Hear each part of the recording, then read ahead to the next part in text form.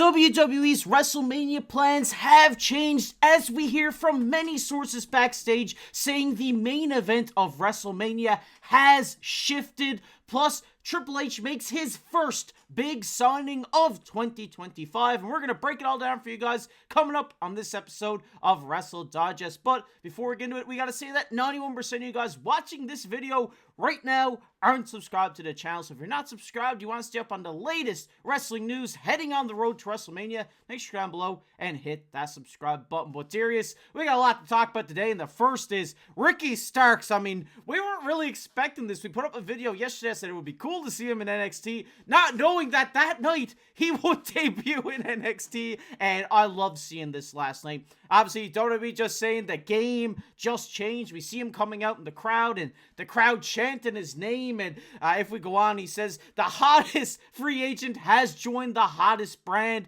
and he also said he is an absolute superstar of the future. He says everyone's been begging, when will the Revolution be televised again? And he pondered, I'm here, ain't I? And this is the first time we've seen Ricky Starks on TV since, you're seeing that right, 2024 in March, almost a full year later. Darius, I'm hyped to see Ricky Starks in NXT, and I think this NXT division is starting to maybe rival some of the main roster at this point.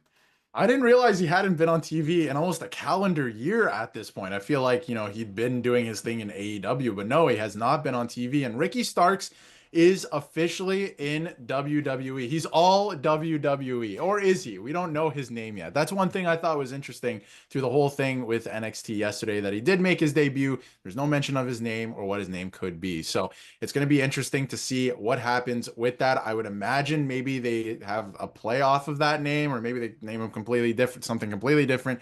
We will see, if that was done on purpose or not next week, I guess. But like you mentioned, NXT, the roster is starting to rival, the actual main roster, Raw and SmackDown, to a degree. And they're getting a bunch of these guys in here from different promotions. And I think this is going to be a really good thing. And I feel like he probably recognizes this too for his career, because he's going to come into WWE now. They're going to work with him in NXT and make him a star, or at least try their best to make him a star. Because I think there's a lot of raw, untapped potential with this performer. And I feel like there's a lot of guys who start off in AEW, and, there's a couple guys like MJF that are, not in this category, right? That are superstars, but they start off in AEW and they're not really sure what to do. In AEW, I feel like is more of a place for established stars to go to and kind of do their thing. And I feel like him coming over to AEW now is going to be, NXT is going to be great for his development, for his career. And we could see a budding star in the making here in NXT. So it's going to be exciting. Yeah, 100% agree with you. And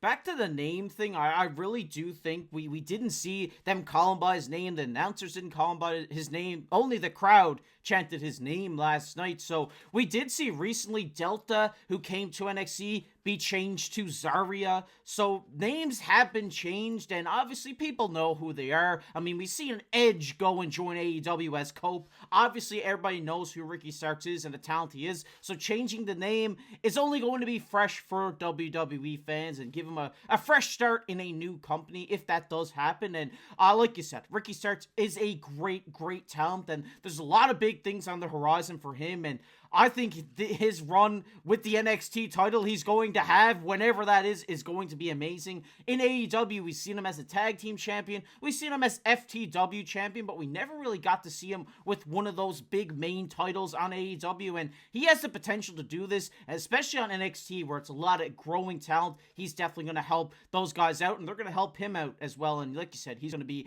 a great star in the WWE at some point. But, Darius, we got some big news about WrestleMania we got to shift into. There are people within the WWE that would rather Cody Rhodes defend the Undisputed Championship in a triple threat match against John Cena and CM Punk, rather than Punk versus Roman versus Seth Rollins.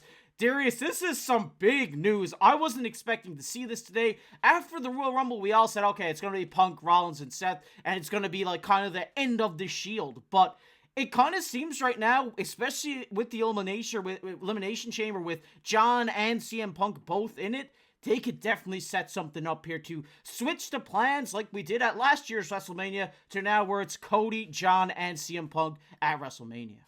I didn't mind the original plans. We went over it in a previous video, and obviously there was a lot made out of it after the Royal Rumble of the kind of rumored plans heading into WrestleMania this year. And I didn't mind them, but forget people within WWE that want this to happen or want to see this happen. I want to see this happen. This is way better than the initial plan, I think, because you have a culmination of 3 generations in a triple threat here for the WWE title. You get to play off 2 huge stories here where John Cena, I think, should win the championship from Cody Rhodes at WrestleMania this year. I do think Cody is a great champion. He'll probably win it back, but I think that, John Cena should win the championship to get 17 and maybe lose it again to Cody Rhodes to kind of give him the rub like The Rock did for John Cena. I feel like that is something that WWE should do. But in saying that, CM Punk has a story to finish here too. A lot of people, that finished the story last year, right? That was the whole thing going on. CM Punk has a story to finish, and he's not getting any younger. I feel like they should absolutely do this. Tell that story. This triple threat would be awesome. And personally, a triple threat between, Roman Reigns, CM Punk, and Seth Rollins would be awesome. I think it would be a great match. But the story there this year with The Rock seemingly not coming back for WrestleMania, the story to tell there is Roman Reigns versus Seth Rollins, and that's it. No triple threat. I think that is the story to tell. And again, I think it makes things so much more exciting for 3 generations of fans. The new generation with Cody Rhodes, a generation with CM Punk, and a generation that grew up with John Cena, even though obviously they wrestled at the same time. But I feel like it's a combination of 3 generations going for the WWE title, and they can tell so many good stories with this kind of booking instead of what we originally heard. Yeah, 100%. I'm on board with what you said there. I think Seth and Roman is its own thing. I think they could have a fantastic match together and close the book on their story. CM Punk does not need to be involved there. The only reason he could be involved in there is if they have no other plans for him at WrestleMania. And I think the best plan for him, like you said, is to be in this triple threat with John Cena. I mean, at one time, John Cena, CM Punk, great rivals, and they've had some great matches. And like you said, it's kind of the culmination of 3 generations. I mean, all the young fans today are Cody Rhodes supporters, and people after that, CM Punk, or before that, CM Punk, and then way before that, us, John Cena supporters. So this would be a great match, and to be honest, it could main event night 2. We're kind of up in the air right now on, is Jey Uso going to main event night 2, or are they going to count night 1 main event as the winner of the Royal Rumble? But it'll be interesting to see which way the WWE does go here. But I think the story that could play out here with John and Cody and CM Punk, with Punk disrespecting Cody about how he was nobody but 11 years ago when he was in the WWE, could be fantastic. But Darius, I mean, this is a crazy thing to come out today. What are your final thoughts on all this? Now, no disrespect to Jey Uso or Gunther, but I think if the main event is a triple threat between these 3, it's main eventing night 2 probably. But a lot of you are probably wondering, how do we get to this match? How does this make any sense? I do think, and I think the plan the whole time has been for John Cena to win the Elimination Chamber in Toronto, to then go on and face Cody Rhodes. There is a story there, and obviously we know whoever wins the Elimination Chamber is going to go on to face the WWE champion Cody Rhodes.